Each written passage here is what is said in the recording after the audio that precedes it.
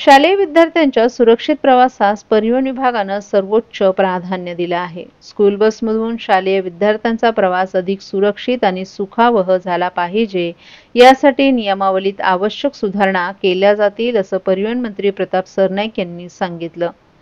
परिवहन मंत्री प्रताप सरनाईक यांनी स्कूल बसमधून विद्यार्थी वाहतूक करणाऱ्या वाहन चालकांनी नियमांचं काटेकोरपणे पालन करावं, विद्यार्थ्यांच्या सुरक्षिततेशी कोणतीही तडजोड केली जाणार नाही, नियमावलीत सुधारणा करताना वाहन चालक आणि पालक संघटनांच्या भावना आणि अडीअडचणींचाही विचार केला जाईल, विद्यार्थ्यांच्या जीविताशी कोणीही खेळू नये, नियमांचं पालन हे फक्त कायद्याच्या भीतीपोटी नव्हे तर विद्यार्थ्यांच्या सुरक्षेच्या भावनेतून व्हावं, स्कूल बस वाहतूक नियमावलीत सुधारणा करताना कोणावर अन्याय होणार नाही, परंतु नियमही शिथिल होणार नाहीत, असंही परिवहन मंत्री प्रताप सरनाईक यांनी सांगितलं।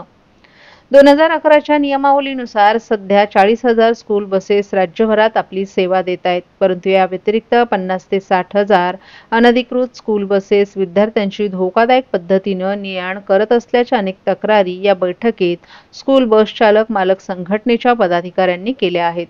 पुढील 3 महिन्यांमध्ये या अधिकृत स्कूल बस चालक मालकांनी संबंधित प्रादेशिक मोटर वाहन कार्यालयात दंडात्मक रक्कम भरून नियमावलीनुसार आपली स्कूल बस अधिकृत करून घ्यावी, अन्यथा त्यांच्यावर कारवाई केली जाईल। तसंच 3 महिन्यानंतर ज्या प्रादेशिक परिवहन विभागामध्ये अशा प्रकारच्या अनधिकृत स्कूल बसेस आढळतील त्या प्रादेशिक परिवहन कार्यालयाच्या अधिकाऱ्यांना देखील कठोर कारवाईला सामोरं जावे लागेल, असं प्रतिपादन मंत्री सरनाईक यांनी केलं आहे।